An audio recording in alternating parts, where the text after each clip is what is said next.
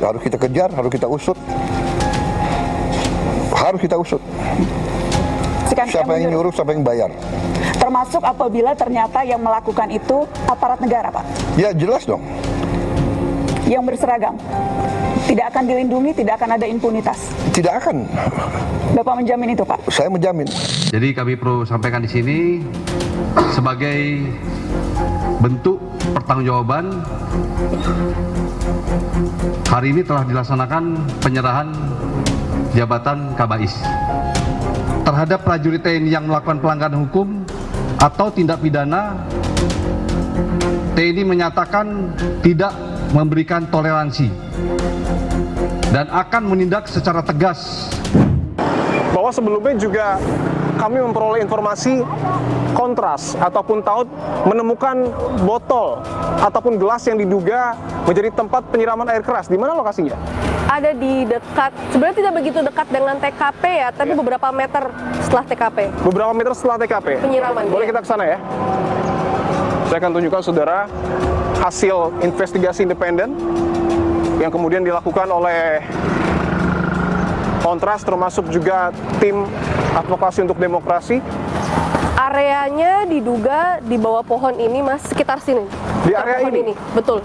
Untuk bentuknya sendiri mungkin bisa digambarkan? Tumbler kecil warna putih yang kami temukan. Warna putih? Dan itu masih ada sisa-sisa air kerasnya. Masih ada sisa-sisa air keras di tumbler tersebut? Oke. Untuk helm sendiri, Mbak, informasinya itu ditemukan di mana yang dimiliki oleh Kontras?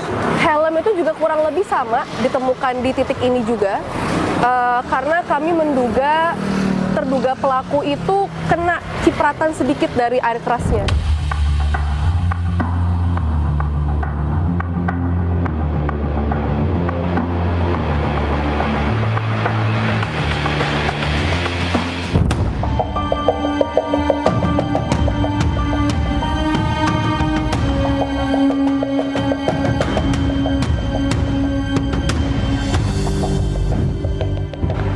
Saudara, selain dengan aktivis Kontras, saya akan investigasi terkait dengan rangkaian peristiwa penyiraman air keras terhadap aktivis Kontras, Andri Yunus, bersama dengan Ketua Umum Yayasan Lembaga Bantuan Hukum Indonesia dengan Muhammad Isnur. Mas Isnur, terima kasih untuk waktunya. Terima kasih Mas Divo dan tim. Pertama saya ingin tanyakan, bagaimana YLBHI memaknai peristiwa penyiraman air keras yang terjadi kepada Andri Yunus?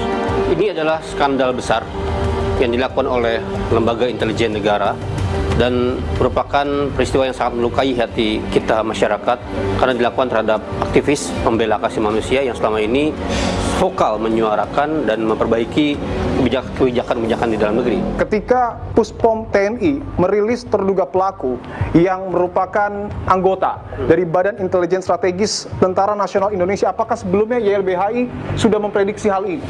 Dalam konferensi pertama hari kedua setelah penyerangan, kami sudah menyebutkan dugaan ini adalah aparat. Karena dalam banyak teror terjadi kepada Munir, kepada Novel, dan banyak sekali aktivis, aparat negara lah yang mempunyai infrastruktur yang kuat untuk melakukan teror kepada aktivis gitu. Dan dalam banyak peristiwa itu semua hampir sama, nggak diungkap. Andri sudah mendapatkan ancaman dan teror.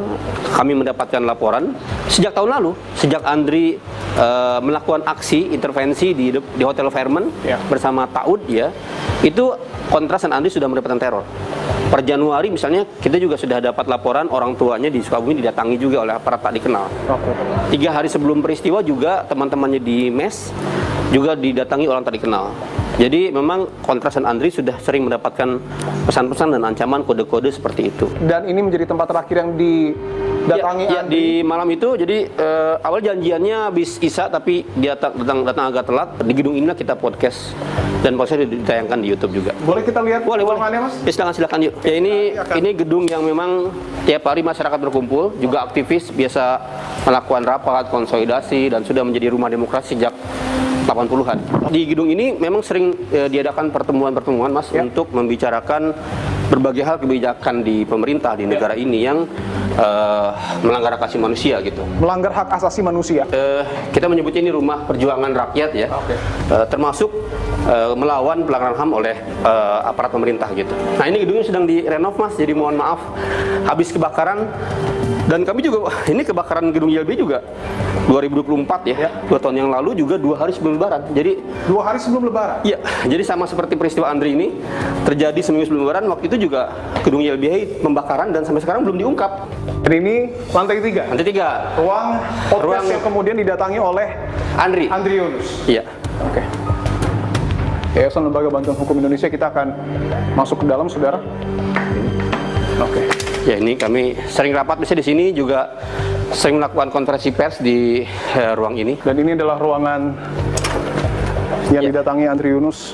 Nah, ini sebelum tragedi ya. penyiraman air Ini keras. ruangan podcastnya YLBHI. Jadi disinilah Andri direkam. Saya izin masuk ya, Mas ya? Ya, silakan. Saat itu Andri duduk di Tempat sini. di sini ya? Biasanya Andri di sini biasanya. Saya jadi teringat juga Mas Jenal dengan apa yang disampaikan Profesor Robertus Robert. Iya. Bahwa militer tidak akan pernah kompatibel dengan demokrasi. Karena militer diberikan kekuasaan dan kewenangan untuk memegang senjata. Dan senjata tidak pernah bisa diajak berdebat. Dan kalau misalkan militer sudah masuk ke dalam urusan-urusan demokrasi, insya Allah akan runtuh. Saya ingin tanyakan, Mas, bahwa yang saat ini sedang berjalan adalah proses hukum yang dilakukan oleh Polri dan juga TNI untuk kemudian mengetahui motif, termasuk juga aktor intelektualnya. Tetapi di tengah proses yang berjalan, Kepala Badan Intelijen Strategis TNI mundur dari jabatannya. Tanggapan Anda? Pertama kami itu khawatir peristiwa seperti ini hanya akan dilokalisir kepada pelaku lapangan. Itu udah modus lama, Mas. Peristiwa pembunuhan Munir, penyiraman air keras ke novel, dulu penculikan aktivis, itu seperti itu modusnya. Selalu ditutup hanya untuk pelaku lapangan. Nah, ketika disegerakan diperiksa di Danpuspam, kami juga melihat yang sama gitu.